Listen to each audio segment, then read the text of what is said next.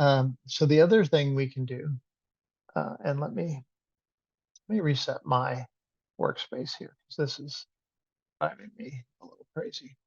I have a saved workspace. So if I go to workspace, Sean, and click on that, it's kind of um, a modified uh, painter one. Painting. Sean, click on that, and then all my stuff comes back the way I like it with swatches, gradients, and patterns. Great. Usually I just have color and swatches.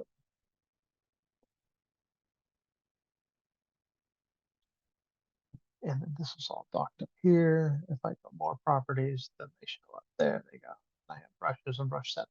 So you can set your workspace to be whatever you want. This kind of works. I've dialed it in. It only took me like 20 years to figure it. Okay, so the other thing you can do, and this is, I've used this never, but it does exist. It is much better um, than trying to type in something. Like if you have a lot of stuff you want to say, right? Um, you can hold, oh, there's the other thing. The mouse tools are, they're there now. Was they weren't there in the other one. They're there in this one. Nice. Um, cool. And that would just, if you had a background, if you had a background, you wanted it to show through um, like we did last week, that's a good way to do that. You can just type it in there. Oh, there's vertical type too. So you can, and you can actually select any of the type you want and change it from horizontal to vertical. But that's kind of a silly thing. There you go. So if you want vertical type, you just change this to that or this or that. And let me change that back. And I'm going to delete some of these. Okay. And I'll put you over here. And I'm actually going to pin that so it doesn't move around. Um, I love you, but you're all over the place. Keep jumping getting in my way. So if you hold down the left mouse button and drag a little box like that, then you can see it creates text in that little box here. And it will continue to put that text in that little box. Like if I make it bigger, you can see, or smaller. So if you need to fit something in a particular area and you don't want to, because the other way to do this is to go like, um, oh, let me get a long sentence here. The other way to do this is rough. It is absolutely 100%. I do it the other way every single time, which is hilarious to me. Such a glutton for punishment. All right. Oh, here's a Honda commercial.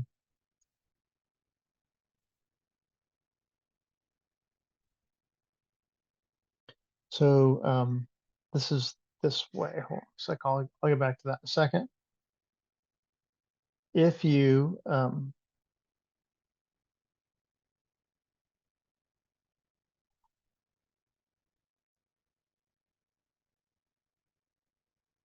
and I'll make that Arial. You can type in here too, by the way. You can just type in like A, like if you know which font you want, and it'll take you to there. You don't have to scroll through these. You can just type. And your most often used fonts are always saved. Your latest whatever 10 fonts or something are always saved at the top. Okay, thought I changed you to Arial. That Arial. Okay, so if you have text that you've written and you put it in here, right? Sometimes and you and you and you paste it in here. Sometimes it comes in as a big sentence. It doesn't come in all nicely uh, um, in a box like that. And then here, I'll do it the other way.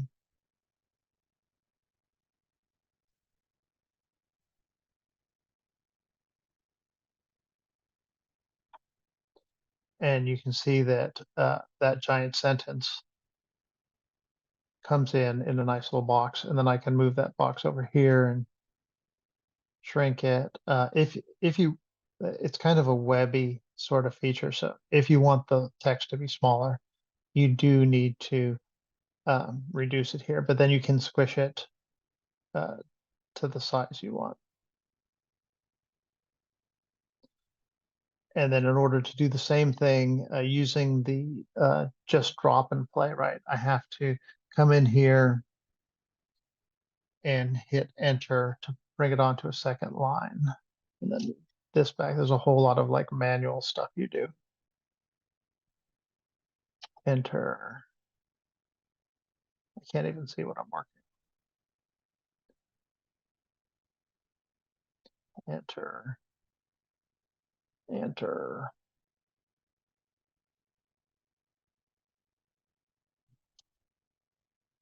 So now these will move the same way now that they're all formatted, but this way does it for you. So it all depends on how you like to go. Whether you don't mind. Sometimes I prefer not doing it this way because it has a lot of baggage to it. And I prefer doing it like this because then I can choose exactly, like, do I want it to go to next line there or next line there? Um, I have more control this way, whereas this way it'll just keep stretching and adjusting your text to fit. And this way it won't. You have to actually manually do it. So depending on how you want to have your text layout in the in the scene, you need to you can do it either way. Excuse me. Whoa. All right. I'm gonna go get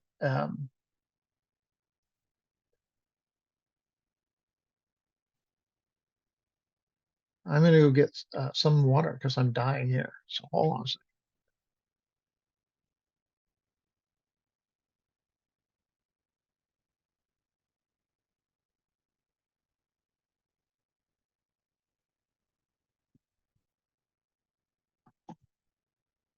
Okay, back to our hippo image. All right, so we covered the two different kinds of ways, or the multiple kinds of ways that you can lay out text in Photoshop, whether you use the um, box feature, um, delete that. You can see each of these is on its own. Every time you do text right, it's on its own thingy. So delete that and delete that.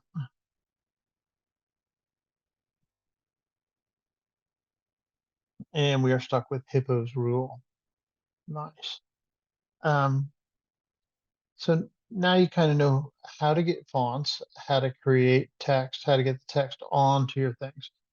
So there's certain ways that you can manipulate text once they're on here. You'll notice there's this button here, which is probably the most often used way to manipulate text, and it's called a warp tool.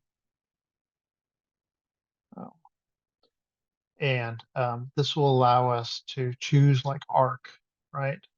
And then go in and adjust the bend. So if you just wanted a simple, you come down here, please. If you just wanted a simple bend on your thing, or maybe that way, um, everybody does this way. Arc, that's probably the most used one.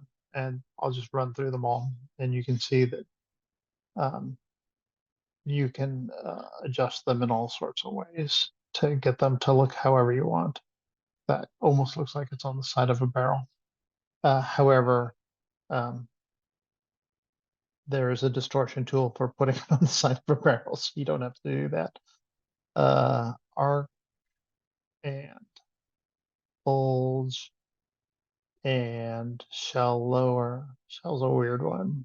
I haven't quite understood like why you'd want to do that, but there you go.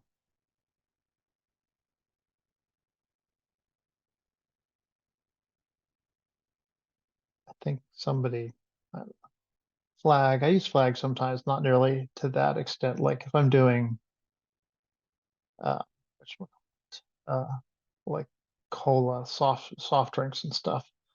or race cars or soccer teams, like things that have to have movement to the name and stuff. I use flag. Wave, everybody wave is just like flag. I don't understand quite the difference.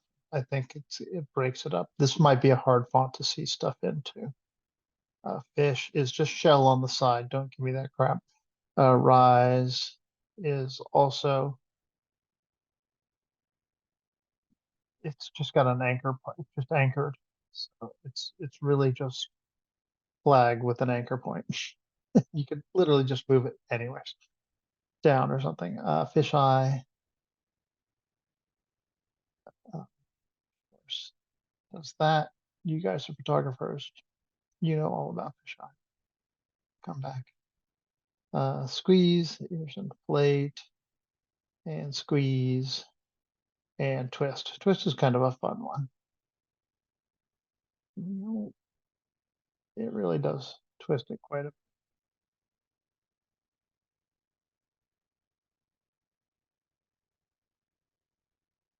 What I don't like about it is that it doesn't do it correctly. It just kind of gives its best guess about what you're thinking.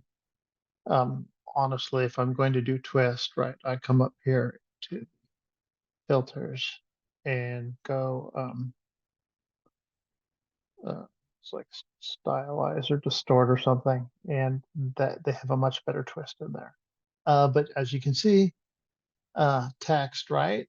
Can't use the filters because it's vector.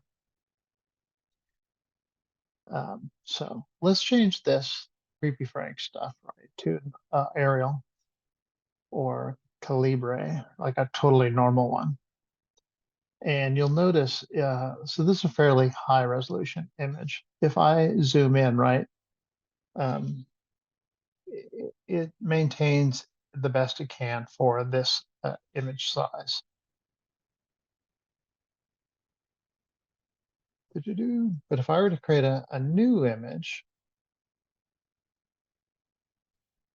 and really like a really low image, everything is 300. Just do something. Inches. Let's do 4 by 72, a fairly low resolution image. And I take text and our text black.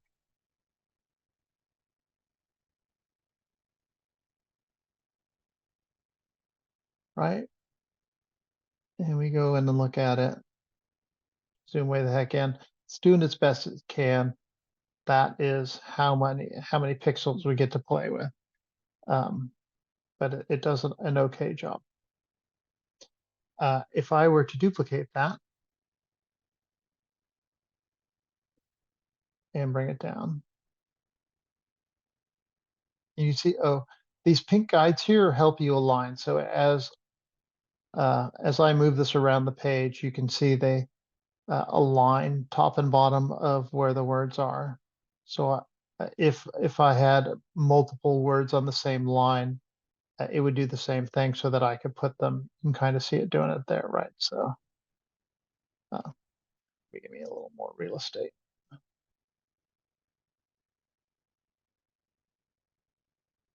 Okay. So if I move this around, these are automatic adjustment lines. So they pop up so that when you have two pieces of different text together, so I have two different layers of text, and so that's the bottom of one and the top of the other. There's the middle, the bottom, and the top aligned for those, and it works this way too. That line straight down the middle, I can't point because I need to hold it down in order to have it work, is the exact middle of the page. If I go like this, then you have the exact middle of the two sides, and you can see where the alignment is here. So that line in the middle isn't the middle of the page anymore. It's now the middle of the two lines. There's the middle of the page there. That's the middle of both the words the middle pink line and the two edge ones frame it. So this helps you do all sorts of aligning with this. If I wanted to align these manually, this is great. I just select the two different things and I come up here and these are the align tools. This is align to middle and now they're perfectly aligned to the center of each other. Or I can do this and now they're on top of each other. So this aligns horizontally or vertically, I guess, and this aligns horizontal. I use these two a lot. And then you can align to the left or the right or the top or the bottom. If you want to align it to the middle of the page, then you also select the page and you can go like that. And now they're perfectly aligned to the middle of the page, which is kind of cool that it does that. All right, so back to our raster talk. So those are the alignment tools, the automatic tools. Back to our raster talk. So you can take, these are by nature, right, vector things, mathematical equations that scale up and down ad nauseum. And that doesn't really have any meaning until we take one. I'm going to right click on it and I'm going to rasterize type. So now they look very much the same, even if because it's now frozen it at that resolution. So a vector one will scale and you can tell the difference, right? Because it's got the T there, so it's still in text mode. And this is turned into a picture. So basically what we did is took the vector out, made this a simple picture, and it's good for some things and not good for other things. So now if I go in here and go image, adjust, image size. Oof, I knew I could do this. And I make this 300, right? And I hit OK. Then you can see the difference quite easily here is that this one scales with the vector one, right? I'll go like that so you can see which one's which. And the vector one, which is on the bottom, is still sharp and clear, and it will continue to get sharp and clear. It'll adjust to whatever resolution. It'll be sharp and clear in whatever resolution you change your image to. Whereas the rasterized one did its best to upscale a picture, but you can't get blood from a turnip. So if you have a 72 DPI image, you can increase it to 300 DPI and expect it to work. That's dots per square inch, right? So this one initially had 72 dots per square inch DPI, and now it has 300 dots per square inch.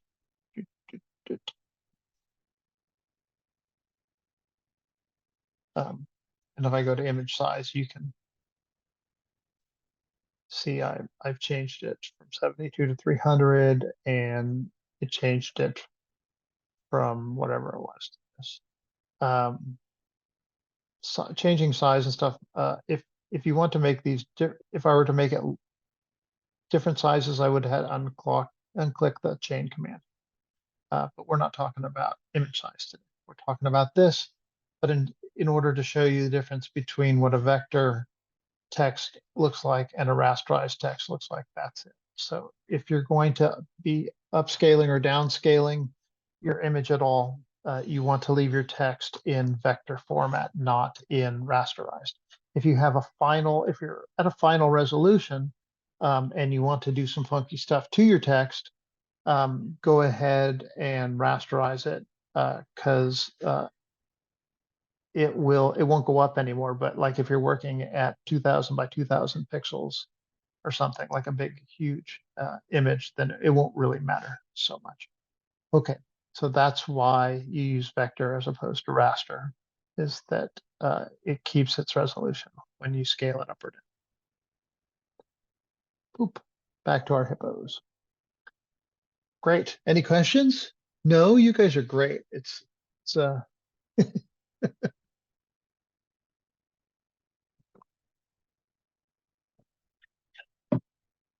easy class to teach tonight. All right. Here's our hippos rule. And let me just jet back here to the class and make sure I'm covering everything.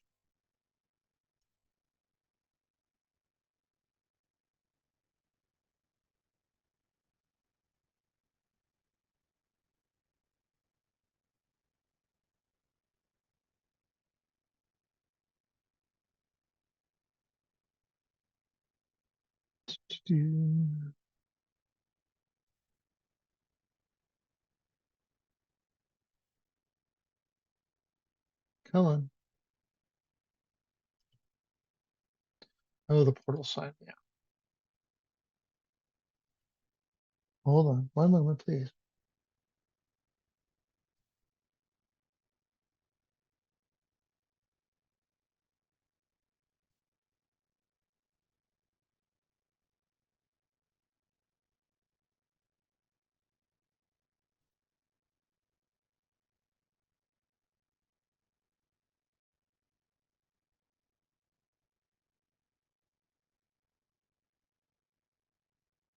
Where is it?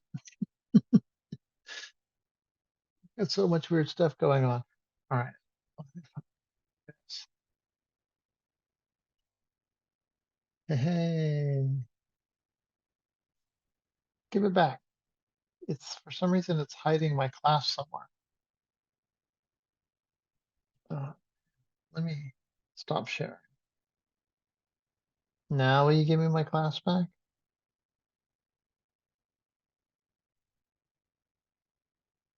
No, it won't. Wow. So cranky.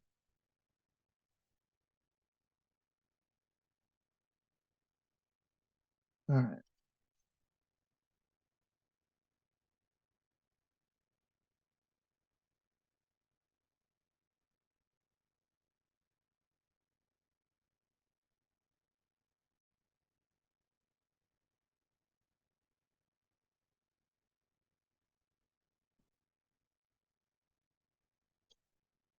Do, do. All right. Transformation tools. We did those. Shape alignment tools. We sort of did those. Text warp tools. We did some of those. We'll do some more here in a second. Text blending tools. We haven't got to those yet. Text aligning tools, tips, helps, guides. Yep. And text vector and text raster. We did. Great. All right. We're getting through it. All righty.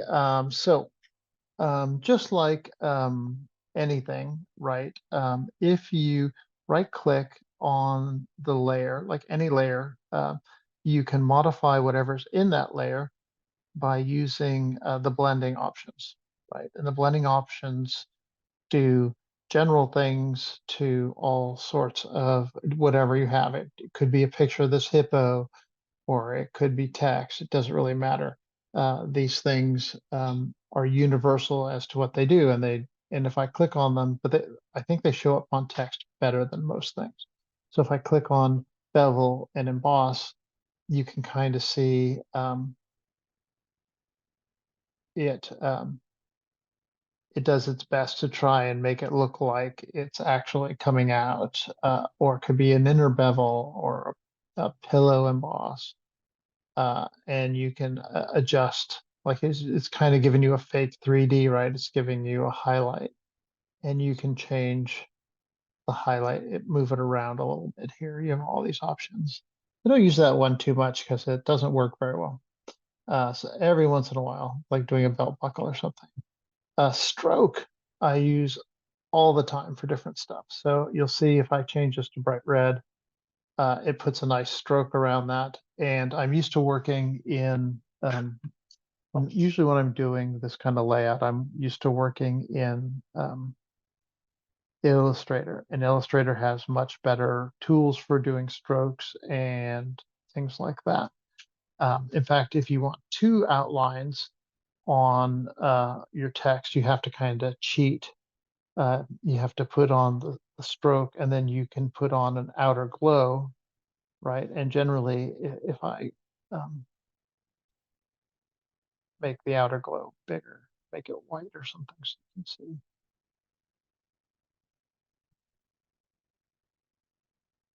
This is, it's supposed to look like it's glowing. But you can cheat outer glow to be a solid, right? Yeah, yeah, yeah.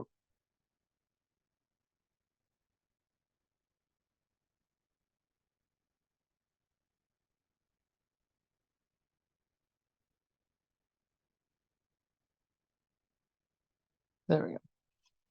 You can cheat outer glow to be a solid, and then that can give you your second stroke layer.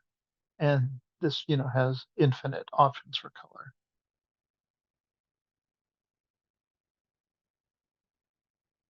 Um, but then you can get that if you need two strokes for something, outer glow is your go-to. Um, there's also inner shadows if you want to look kind of 3D.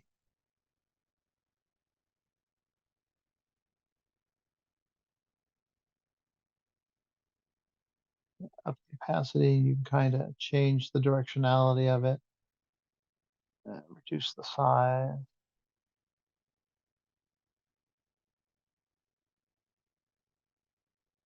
maybe something like that. You can see it, it's a very subtle, and it looks like it's kind of like a hollow thing. You can also do inner glow. Um,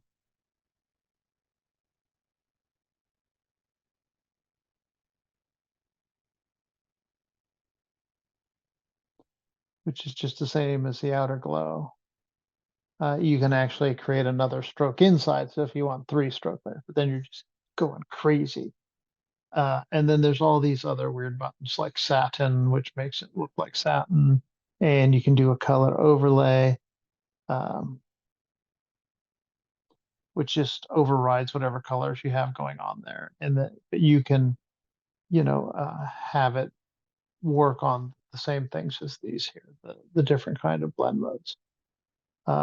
You can do a gradient overlay, and we haven't talked really about gradients, but gradients now look like this. And so you just click on one of these libraries and they have different colored gradients in them. And you can just pick one and it automatically applies it to it. Or you can manually do it. You can move the fuzz. See, you watch here, the scale, like whether it's a smooth transition or harsh transition. You can kind of move it around a little bit so it comes in from the side if you want. It can be radial, which means it's here, it's like in a circle. Angle, so it comes in from the side. Reflective, so that this has actually three sort of stroke points to it. Um, Meaning it has like this in order to get that banding. Oops. Um,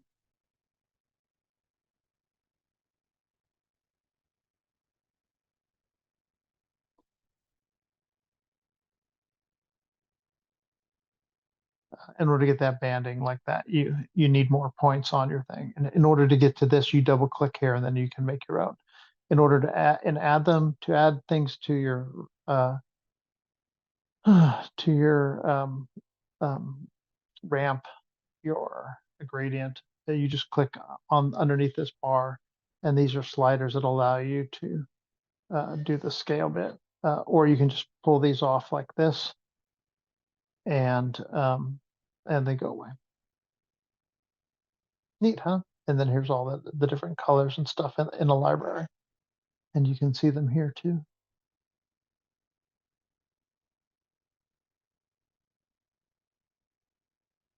And then there's patterns.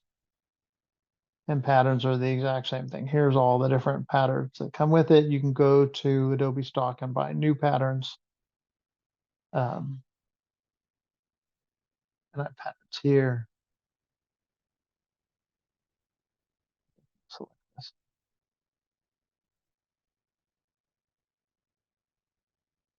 Go to pattern overlay, make it 100%, and switch this to grass or something. See the grass in there. It is kind of fun. You need if you're going to use patterns, you need a thicker font.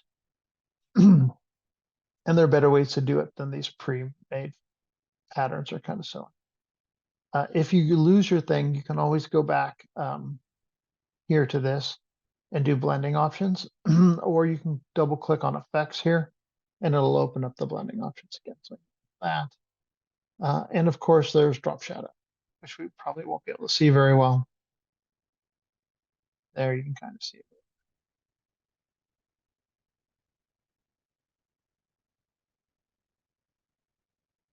And that, like if I were to put, oh, thanks.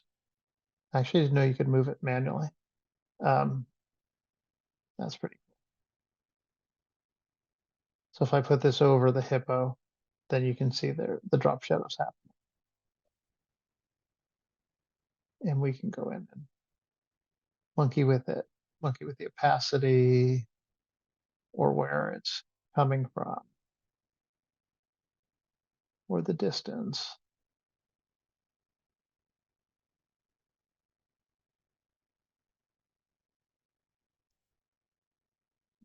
The size and the spread. This is how fuzzy it is around the edges. And this is how big it is. But the bigger it gets, the fuzzier it gets.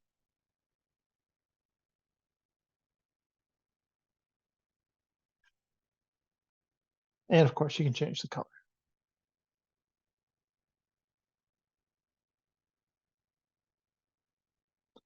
So now that's more of what the shadow color should look like. So lots of the blending options add, tons and tons and tons of good stuff to your fonts. I use this all the time. Oh, I should leave all that stuff. That color, a stroke and inner glow. No, outer glow.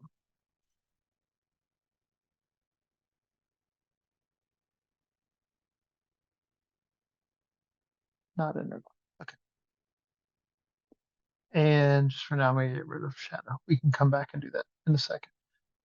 This is the good thing too, is I could collapse this and it would stay like that. And then I could go back in here.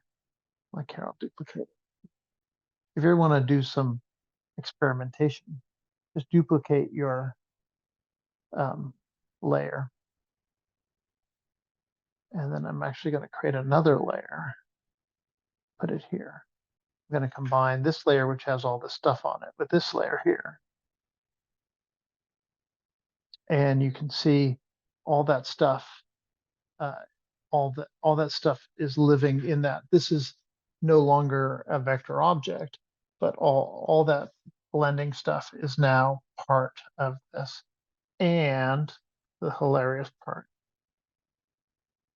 is that I can go in here and hit blending options, right? And then go back in and add a stroke and get another layer and drop shadow and all sorts of stuff. I can just keep going, collapsing it, and then adding. If I just wanted a ton of circles and stuff, right? That's an option for me. You have to collapse it, so you have to be in the right resolution, but totally available if you want to do that. There's the original. And you can see that at this since we're not changing our resolution, the difference is there won't be any difference. It's only if we go up or down resolution that the raster one is going to crap out, that one would crap out. But if we're staying the same, then it'll be okay. You can't change the wording anymore. I can't like add an E in here or something. Or move this anymore. And this one I totally can, like even with all this crap on it, right? I can go in here to the properties. And monkey around with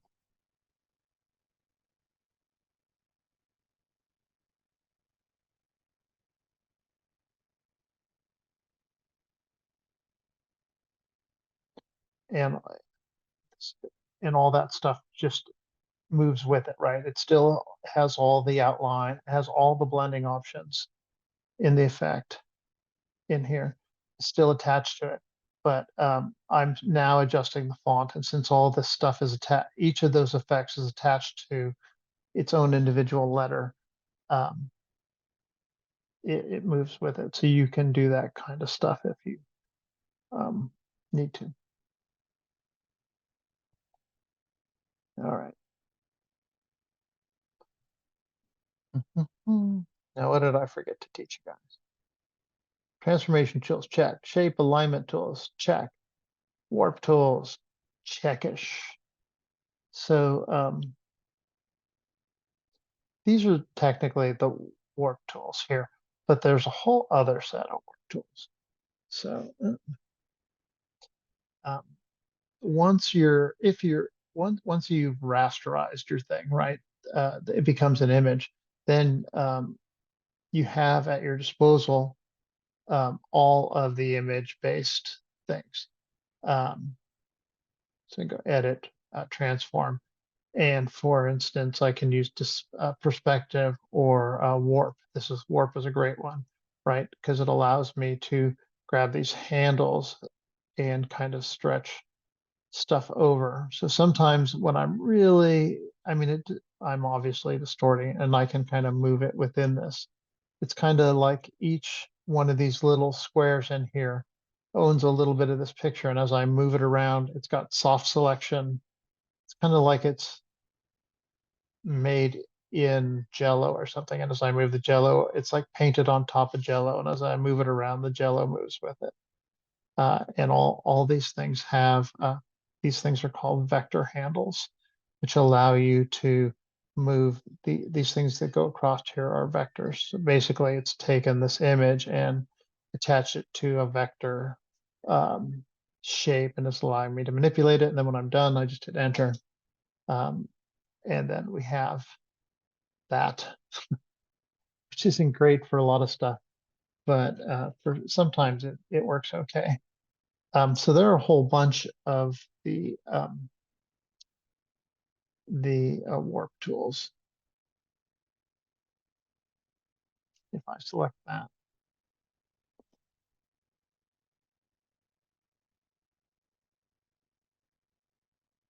um, we can do a bunch of stuff like image. What was it? No, edit, transform. Um, and if I just hit warp here, so that was the grid, right? But there's you can change the amounts of the grid. You can change where it's split. That's custom right now. There's all these other ones, right, which are the same ones uh, that the fonts have, that the text things have, like all these things. But the one that the text doesn't have is this one, which is super useful. This is called cylinder. And if you want to put your text on a bottle or something, like say you're making, uh, you have like a can of Coke or something, and you want your label to be on that can of Coke. So I use this all the time for testing out what my labels will look like on actual bottles. Like if I'm doing a beer logo for somebody, um, I can um, do this flat and then get the beer bottle and then add this to the beer bottle. And you can see it kind of looks like it's wrapping around a cylinder. I don't really have a cylinder. But if I did have a cylinder, it would look like it's wrapping around it. So um, yeah, that's in the warp tool. So all you need to do to get this to pop up, right, is um, select, you have to go into warp mode, not like Star Trek, but like warping mode. So edit, um, transform, warp. And then under here, under warp, you get this whole gallery of stuff, including twist. There's twist. This twist is much better here. No, it's not. That's the wrong one. It's still not a good one. Go away.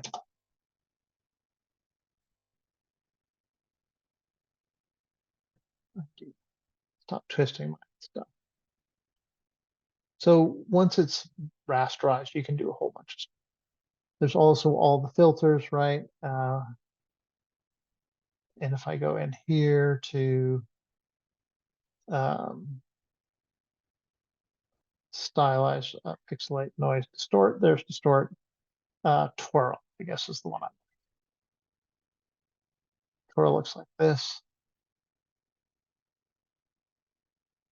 Hit OK, and then it twirls. If you actually want to see distort, twirl again, you need to reduce this so you can see what it's doing.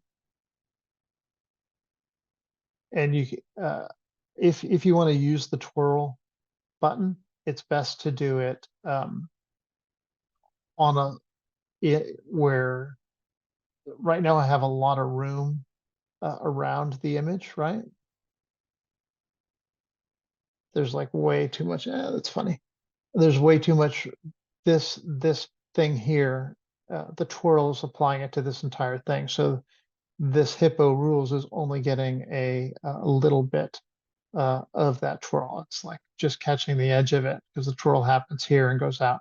So if I isolated this on a different page and then did the twirl, it would twirl just the image here. So you have all of those filters available to you for your fonts if they're rasterized, but we know the pros and cons of that. On 3D, we'll do 3D in a second. What time is it? 8? All right. 3D in a second. I want to show you another thing that's kind of weird. If you want to type in, have your stuff like appear in a circle around something, unfortunately, there's no way on God's green earth that stupid arc here is going to be able to make it happen. It doesn't bend enough, and even when it does, it looks like crap. So I don't want the letters all stretched out like that, even though that's built in a half circle. So the other way you have to do this is kind of archaic and voodoo and weird. You come down here to the shapes tool and you get an ellipse, and you grab this ellipse and you make it however big you want the words to be, right? So for instance, if I want the words to cruiser to be inside the circle or outside the circle, um, um, I would make this circle however big the words need to be. So you really just care. So then I can select the text tool, and then here's the funky duty bit, right? See how it changes? Like as I hover over it, it changes, and then inside it changes again. And I can hold down the left mouse button, and it should it does go inside too. It's kind of funky. You got to kind of work it. So right now, this is text tool outside, and you can also get text tool inside the shape, but it takes a little bit of wiggling to make it work. And so then you can just go in here and type whatever you want.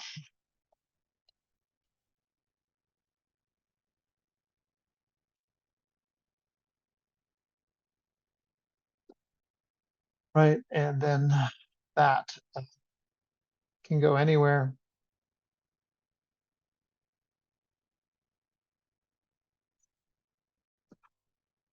And you make it bigger or smaller or oblong.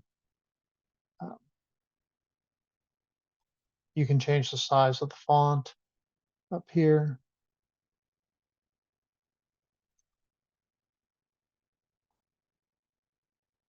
Big hippos rule. And then when you're done, you can see I have two different shapes here. I have the ellipse, but then I also have the whatchamacallit, the make that 100. So I have the ellipse, which is blocking stuff out. That's this. And now that I'm done with it, I can just delete that. I don't need that anymore once this is here. So this is now built on this whole thing. And there's he's not doing it. sometimes it's really rough to make this work. But this is the best way to do it. I forget what it is, and I certainly don't know what it is on a Mac. It's like Alt to move it inside. So let's see, we create another shape. Yeah. And I get the shape over there. Alt or Shift or something. Yeah, I should have paid more attention to it. I thought I had it for. I thought I had it for.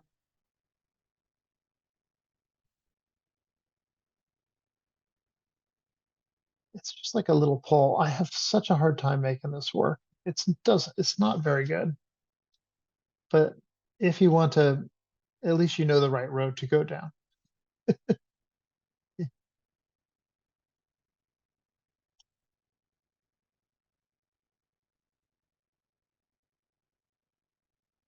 like a whole paragraph.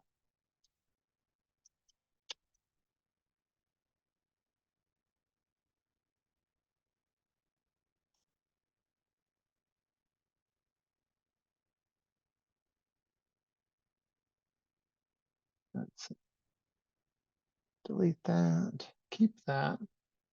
One more time. I'm gonna do it one more time.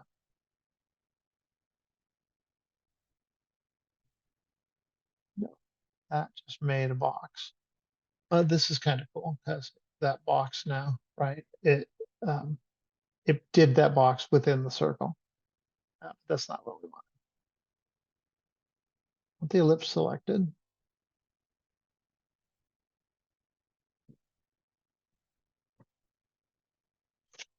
select the ellipse and select that. Let's create a new ellipse. Select the ellipse and then grab the text tool.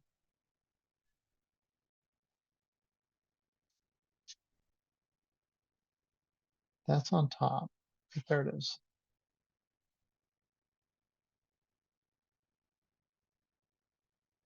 Oh, it's just putting that in a circle. They've done a weird thing.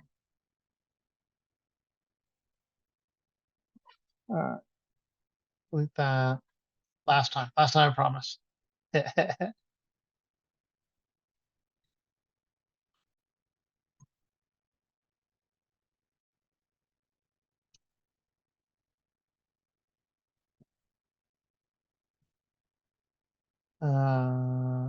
All right, I'll figure that out. I'll get back to you. Anyways, that's how you put texture in the circle.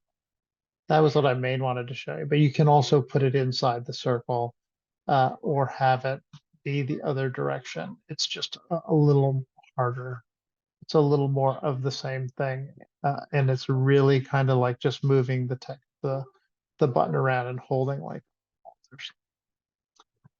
All right, we got one last thing to cover tonight, and I'll do that in a second. And then we'll get on to your homework for tonight, which is creating a coffee shop or a bar sign of some sort.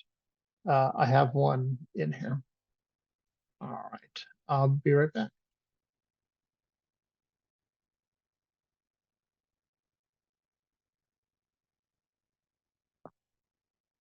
All right, peoples, we got one more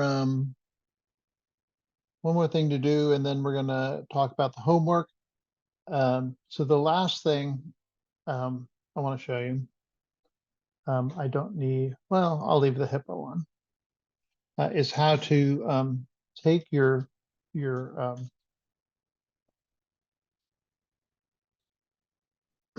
how to take your text, get rid of all this stuff. That's the raster one. How to take your vector text here and make it 3D very easily. So Photoshop has an entire 3D suite. That's what all these buttons are.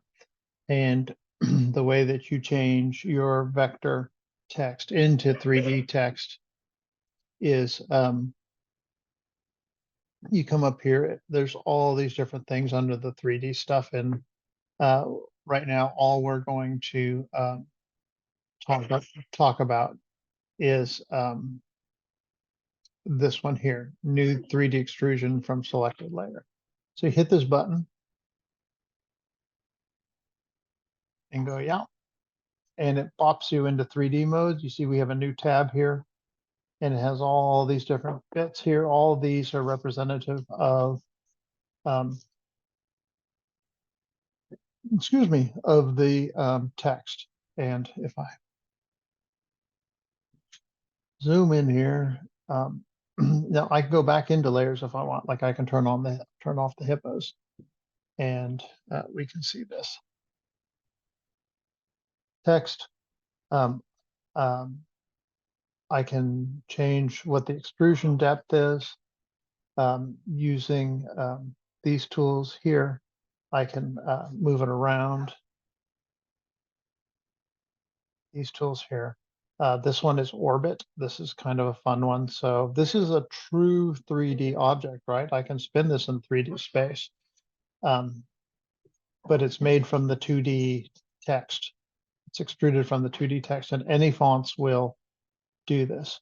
And then I have control over all sorts of bits. If I go back over here to 3D, or let's finish the moving bits, huh? I can rotate. This is the rotate button. I can translate. This is translate. Move it all over the place.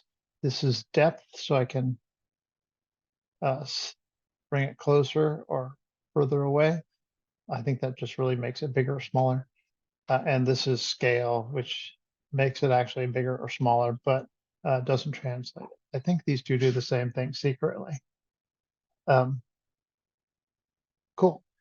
All right. So now if we go back into 3D layers, we have all these different bits. And you can see if I go in here, I can turn off parts of these.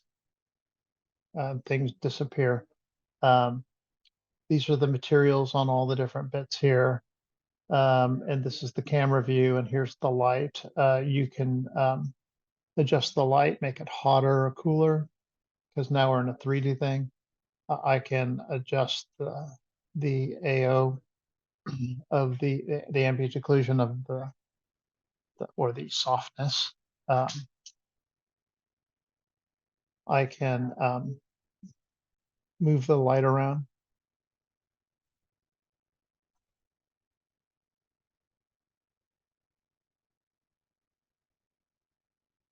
I can have infinite light.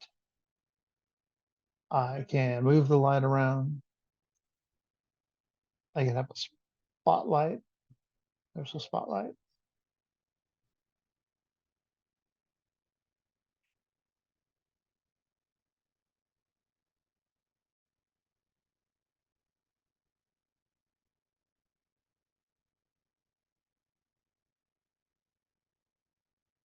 Cone bigger. There we go. So all this different stuff. A lot of this is 3D thing, 3D jargon. And if you're not familiar with how this works, say in Maya or Blender, it'd be like a little weird to understand all this weird, all these things. But it's not too bad. Let's leave it on infinite. So that, all right. So then let's go in and talk about the shape itself. So the shape itself has extrusion depth, right? But we can also choose one of these presets. So if you want it to look like one of these shapes, you can just click on it and it'll mimic whichever one of these. These all are slightly different extrusions, right? Of the pre-mades, prefabs.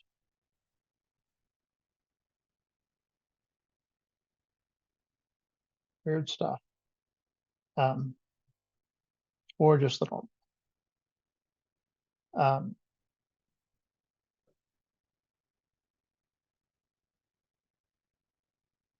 You can also um, manually do all this stuff here.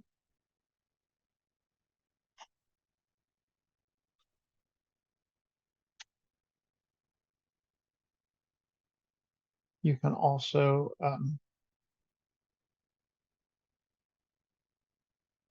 change the, see, it's changing the front kerning, and then you can change the back uh, bevel.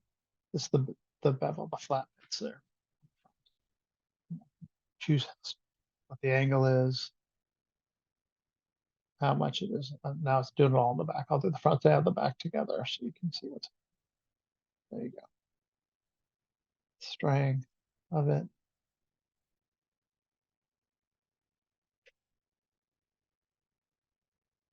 And the coordinates of in the world. Great. And then here we have materials that we can apply to it. So you can pick like a pre-made, I don't know which part I have selected. I think you have to select all these things can have different bits, right? So say for instance, the back bit of it, it's hard to tell what's what. Okay, so that's the front. It says it's the back. And that's the back. And there's more of them. There's like checkers and gold and all sorts of stuff. Might have to open this up a little bit. Then when you click on these, they turn off. You can also select all of them and say gold or glass or mirror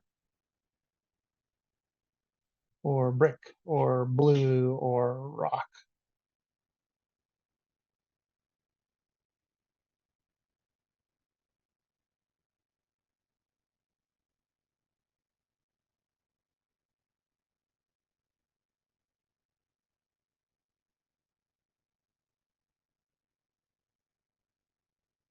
I thought I changed them all to rock. Do I have to do it one at a time? That would suck. Yeah, I guess I have to do it.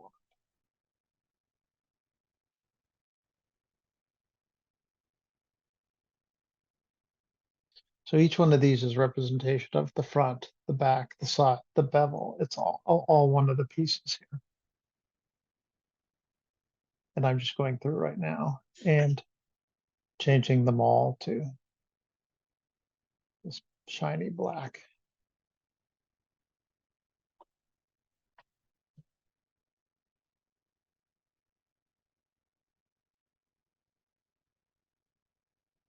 And then if I want to spin that around, just come back here and see what that looks like. If I need more light, I can go into the light and kick that up.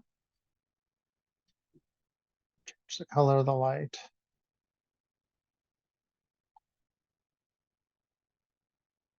And that's what all these do.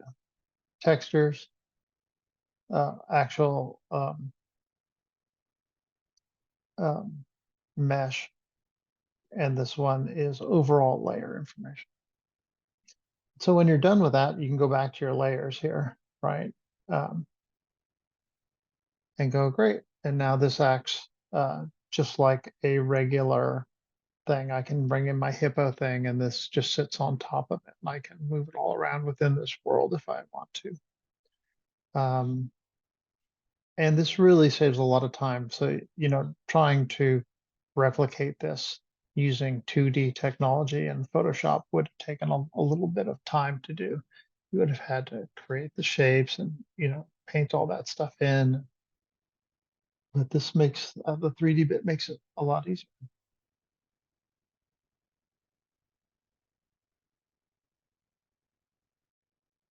Cool. All right, so that's 3D.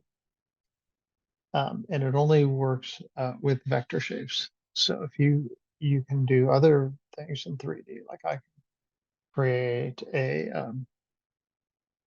circle, right? and come up here and go new extrusion from selected layer. And it turns it into a shape. So if you need a cylinder, did we need a cylinder before? Oh yeah, for the wine label. Then that's a good way to do it. And then you can make the extrusion depth a lot more. Too funny.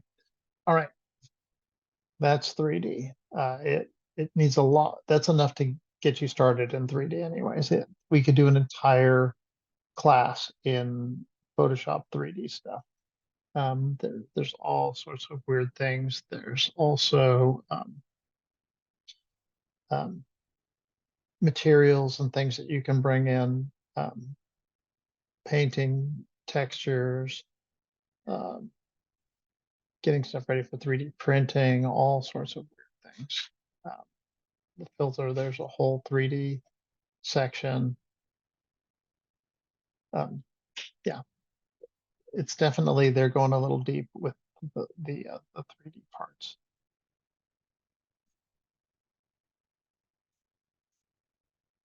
And if you don't want this to maintain all this weird stuff, you can create a raster, right? And take this and this and merge those down, right? And then that becomes just a rastered version of that. It still looks like 3D, but it's just a picture now of it because I've collapsed it. There's no stuff left to it. And now I can go in there and change the color of it if I want. I can color, up the saturation, colorize it, lighten it up the saturation, change that color to something else.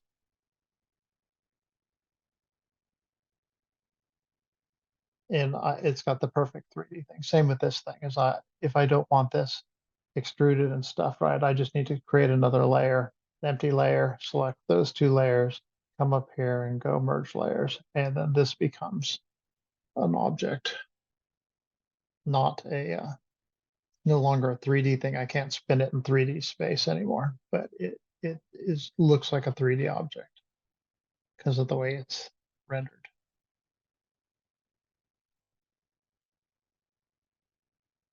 So much stuff to take in today. Text is a huge field, and we didn't even talk about the science of fonts and what the different fonts mean, and how the different fonts have different um, feelings and stuff. Like some fonts are for pirates, and some fonts are for corporations. Some fonts mean you're happy, and it's a whole all the fonts are. It's like a art form. All these different things are used in different ways for different reasons. Um, and it's all part of user experience, and UI, I guess, a little bit user interface depending. Cool. All right, so let's get to your homework and then we'll be done with class tonight. If I go back to the class here, your homework, should you choose to do it. Oh, here's a little bit about 3D text, just a very little bit. We covered it in class. I want you guys to make a sign. It can be a bar sign like this, like a sign you'd find hanging outside of a bar, or a sign outside of a coffee house. And it can be anything you want. It can be any shape you want. It could have any pictures on it you want, but it has to have some text in it. So just like this one says, Big Beans Coffee House, yours will say whatever, and you can put a coffee cup on it and 10 cents, however you want to dress it up. My intention here is for you to use text in a creative way. And the only limitations are it has to be a sign for a bar or a coffee house, or let's just keep it to one of those two. And you get to decide what the names of those places are and stuff, and just turn it in as a PNG or JPEG, and we'll take a look at it next week. All right, guys. Have a great night. Good luck with this. If you have any troubles, please don't hesitate to uh, email me or something, and I will have the recording up sooner or later. Cool. All right, stop the sharing, and I'll see you guys later.